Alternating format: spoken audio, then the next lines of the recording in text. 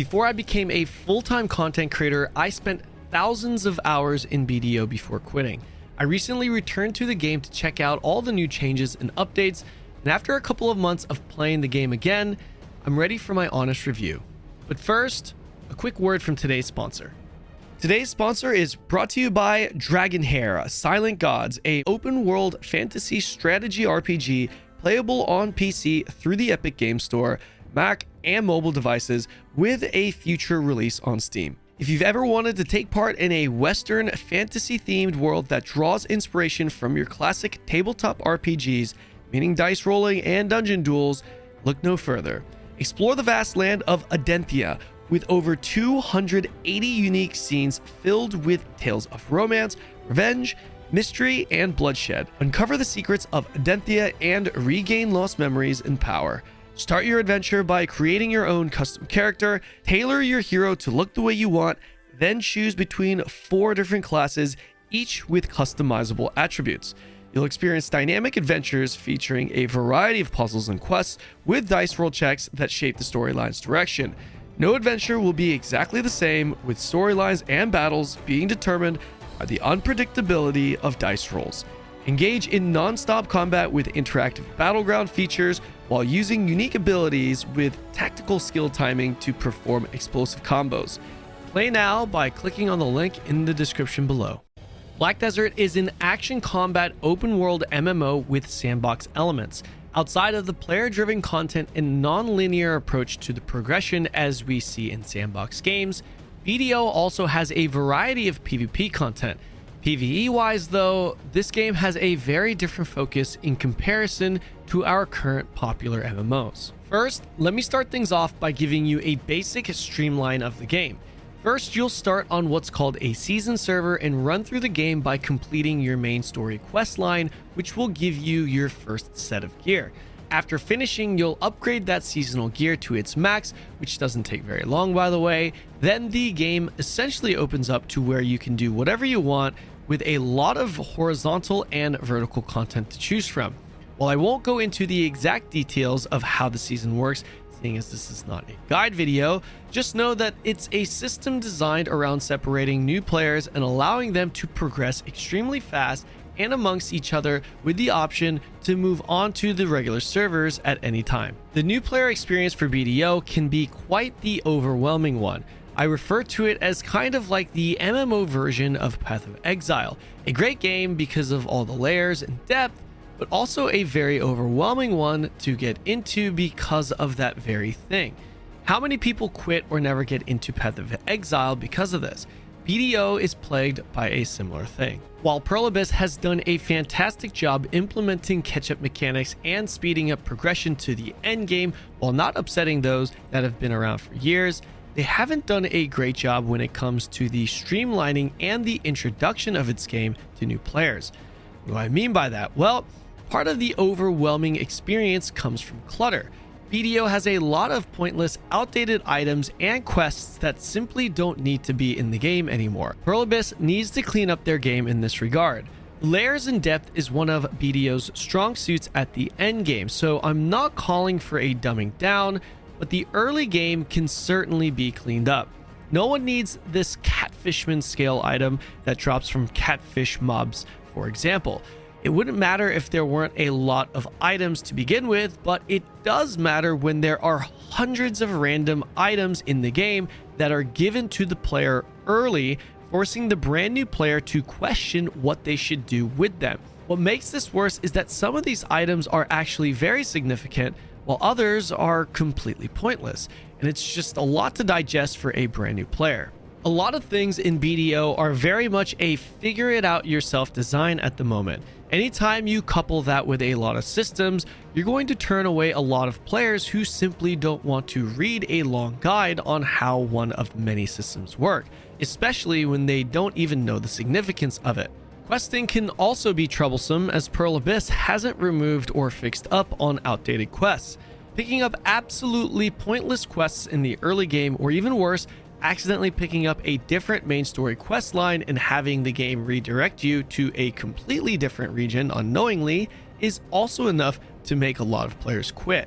Having access to what feels like hundreds of quests early on makes the early game experience a bit overwhelming. As a new player, BDO is best played if you have someone to guide you through it. If you do, the experience is actually really fun. This is why a lot of returning players end up going through a short honeymoon phase every time they come back. However, this, in my opinion, is not a great design. I can see the sandbox nature appeal to this, but I personally think that Pearl Abyss can simply do better to allow brand new solo players to enter the game and not be overwhelmed and reliant on a guide. Endgame in BDO can be categorized into 3 different parts: PvP, PvE, and life skilling. Starting with the PvP, Black Desert provides a lot of content, fairly meaningful content. Really, any sandbox MMO that has PvP will allow you to make a name for yourself, and it's no different in this game. Open world PvP is a thing with Guild Wars. Not only is there an open PK server with an extra drop rate incentive, but you can also experience war declarations between guilds with a scoreboard to tally who's up. Sieges and node wars are a thing as well. As a guild, you can team up to take over actual territories in the world. There are multiple layers to this, including specific nodes that are gear capped, allowing even new players to participate, and of course, there are rewards that come with winning. Competitive PvP is also a thing with ranked seasons in leaderboards under a gear equalized rule set, as well as prestigious events hosted by PA, pitting individuals or guilds against each other to see who the best is. Really, if you're a PvP fan, it'd be a complete shame not to try this game. It's the complete package in terms of available content when compared to our modern day MMOs. From a PvE perspective, BDO has always been notorious for lacking in this department. Really, the only PvE content BDO had to offer originally were grinding mobs endlessly, which most players did to gear up for PvP. However, over time, PvE evolved and had almost an ARPG-like appeal to it, where mobs would become increasingly difficult with mechanics, but higher rewards providing more dopamine to the player. Outside of the super rare drops that could drop at any given moment, how much silver you can effectively make per hour is what it boils down to. What class are you playing? What location are you grinding in? How good are you at your class? BDO has extremely fun and engaging combat, and pushing yourself to perform better during your grind session to pull more silver in that hour has become this player-created competition and prestige in itself. In fact, there's a whole gearing and itemization process behind maximizing your pulls. In the world of BDO, you have a lot of different grind spots, each with their own unique characteristics. Some are more RNG, some generate less silver but have chase items, some are designed for experience gain. The buffing and nerfing of these zones are as significant as class balance, as there is a hyper focus on grinding from the player base, unlike any other modern day MMO. What about dungeons and raids? There are world bosses which you could count as raids, but these are just a show up, tag, get your loot like experience for the most part. Nothing special. Dungeons have been also added to the game over time, both gear equalized and non-equalized. Both offer some nice rewards, with the equalized version coming in with actual leaderboards as well. As much as it is that these are both a step in the right direction for real PvE content, I personally feel it still lacks in comparison and has a ways to go. The dungeon experience is more like a frustrating puzzle when trying to figure it out for the first time, and fights in general just aren't super clear with what's actually happening. If you're fighting a boss for the first time, chances are you're going to be taking damage to things you can't even see and be left in confusion. Generally speaking, I feel any PvE boss fight encounter should have very clear telegraphed attacks, for the most part, allowing the player to not wonder what the hell is actually happening. The boss blitzes, which was the latest edition featuring leaderboards and equalized gear, isn't godsend PvE content. However, it is actually pretty fun, but more importantly, a big step in the right direction if you're a PvE Andy. Aside from PvP and PvE, life skilling is the last endgame category to cover. The purpose of any vertical progression MMO is to make currency. In BDO, you can choose to make that currency by investing it to life skilling. For people that have no interest in PvP or grinding mobs, life skilling is the third leg. Like any other sandbox MMO, you have a series of life skill trades that you can choose from. Each of these has its own path and gear. The more proficient you are, the more money you can make. Generally in BDO, any activity that requires more active play will net you more currency, while passive, even to the point of being completely AFK, will net you less. Tracking market prices, updates, finding hidden techniques to min-max your returns are all a part of, but not mandatory to be, a life skiller. This is where a lot of those complicated layers and systems really shine, by the way. If you can get over the hurdle and familiarize yourself with the systems that BDO has to offer, you'll have a deeper appreciation for the life skilling world. There are many people, even now, that have found something in the game that generates them billions of silver, and they found these by just doing a little bit of digging. And of course, these players won't share this information with you so that their market doesn't get destroyed. Historically, the richest players in BDO always were life skillers. This has a lot to do with taking advantage of markets, but also sustainability. Active grinding will always net you the most silver per hour. However, it's not possible to generate silver via grinding 24/7, but you can with life skilling.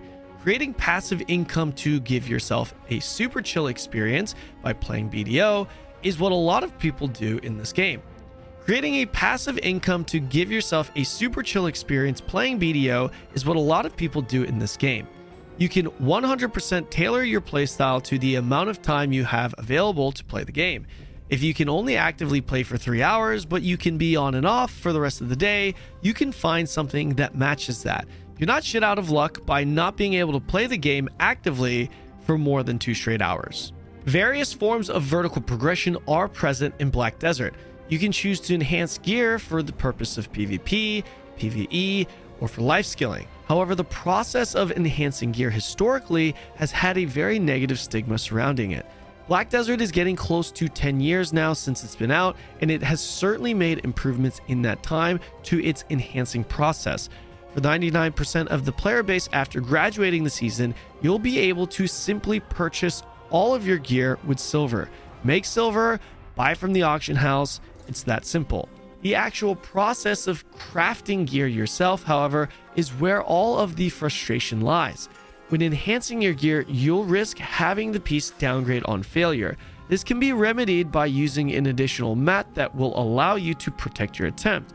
Pretty much pay more silver so that your gear doesn't downgrade if you fail. Failing enhancements, by the way, are a major part of the game. When failing enhancements, you create what's called a fail stack. The higher the fail stack, the higher percentage chance you have added to whatever piece of gear you're trying to upgrade. These are extremely important for the endgame. Furthermore, when it comes to accessories, these are the only items in the game that will literally blow up upon failure when enhancing. These accessories can also be protected, but not to the extent of gear. You can use the protection mats to prevent your accessory from blowing up, but it will have a 40% chance to downgrade. Enhancing accessories is one of the biggest money sinks in the game. As cancerous as blowing up and downgrading sounds, I should reiterate that you can simply buy almost everything. BDO is widely known to be the gold standard when it comes to action combat in the MMORPG genre. While there are abilities that can be placed on the hotbar and bound, for the most part, this is a key input game, forcing you to learn the button combinations to perform skills. A lot of people will say that this is the closest thing to a fighting game in terms of combat when it comes to MMOs, and that's largely in part due to its core CC and combo system. Certain skills flow together with other skills, and each ability provides unique CCs or protections against CCs. Comboing abilities strategically, paying attention to CCs, and utilizing protections against raises the skill cap on this game to degrees unmatched, in my opinion, in any MMO. In PvE, you want to rotate your skills in a way allowing you to position yourself properly and setting up buffs for your big damaging skills to nuke. Doing this while weaving movement skills and self-sustaining skills is a must. PvP wise, you not only have to cycle your movement in a way that you are protected from CCs, but you also have to find ways to quickly engage to catch your target via ACC, following that up with a maximum damage combo depending on how you caught them. And the pacing of all this can be really fast. Of course, there are more complexities and strategies to this, but generally speaking, this would be the baseline to start from. Moving on to the biggest stigma surrounding Black Desert in the mainstream MMO community is the monetization and pay-to-win elements. How pay-to-win is it really? Again, like many other things mentioned in this video, there have been a lot of improvements in the current version when compared to the past. But rather than drawing comparisons to its past, I want to focus only on what it is now. The best way I can describe it is that there are two cash shop categories to this. One is the pay to win, while the other is pay to convenience. Starting with the pay to win, a very easy to understand breakdown is that there are absolutely pay to win items in the cash shop. These outfits are your costumes that are present in any game. The only difference in BDO is that you can either sell these outfits for silver currency or break them down for enhancement mats called cronstones, specifically used to protect your enhancements from downgrading. There are limits to how many you can sell for silver, however, up to a maximum of 35 outfits per week. The reality is that in the early and mid game, you can absolutely swipe and gain a big advantage, speeding your progression. This, however, has less significance now since all veteran players are well past the threshold that you'd realistically want to swipe to. You can, of course, continue to swipe forever until you reach hard cap, but the amount of money you have to spend for what you get in return really won't feel worth it. We're talking thousands of dollars for barely any upgrades at the end game. If you spend enough hours playing BDO, you'll quickly realize that there isn't that much temptation to purchase the pay-to-win outfits in the cash shop. Usually, when you're able to get upgrades regularly by playing the game, you're less pressured into swiping for them. Instead, you'll be much more tempted to spend your money on the convenience items. Black Desert aggressively monetizes its convenience items. Let's not pretend that they don't. These items are just way too good. The impact of these items are consistent with the impact of the convenience items in Path of Exile, for example. You'll see discounted deals all the time with coupons thrown at you, tempting you to make those purchases. However, these convenience items are very useful and are one-time purchases that are applied to your account forever. Paying for these items are no different from paying for convenience items you'd pay for in Path of Exile. Now, to be fair, I should mention that there are also some really good convenience items that are only unlockable in the game as long-term chase items as well. Now, when it comes to swiping, one of the worst feelings is spending thousands in an MMO, looking back a year or two later and knowing that the items you swipe for have zero value now. The convenience items in BDO will always maintain their value so long as you play the game. Furthermore, Pearl Abyss also gives out most of those convenience items for free over time, regularly in fact. If you're okay with playing the long game, you never have to spend a single dollar for these convenience items outside of maybe 2 or 3 items that are exclusive to the cash shop. This is the reality of the monetization when it comes to BDO from the perspective of a regular player. The final section to cover here would be the team and events. BDO is one of the very few MMOs where the general opinion of its player base praises its regional team, this team being their CMs and GMs. You'll get old school MMO vibes here with CMs and GMs actually being active in game and in Twitch streams, interacting and helping their players. On top of this, Pearl Abyss does a great job giving its players something fresh to do by providing weekly updates. Every week, you can expect to have some kind of event, maybe a new event zone that pops up where you're incentivized to fish, or a special boss, or an NPC that's available to give rewards for completing certain objectives. Maybe drop rates that are juiced this week, incentivizing grinding in special locations. Or maybe there's a tagging event allowing you to essentially try any class and spec in the game free with your current endgame gear. Now, these weekly updates are obviously not going to reach expansion level content, but having something new and fresh to check out on a week-to-week basis for any live service game is definitely a W. And that's going to pretty much do it for this one. Let me know what you guys thought in the comment section below. Also, let me know what MMOs you guys would like me to dive into and review, whether they're new or old. Don't forget to like and subscribe. I'll see you in the next video. you.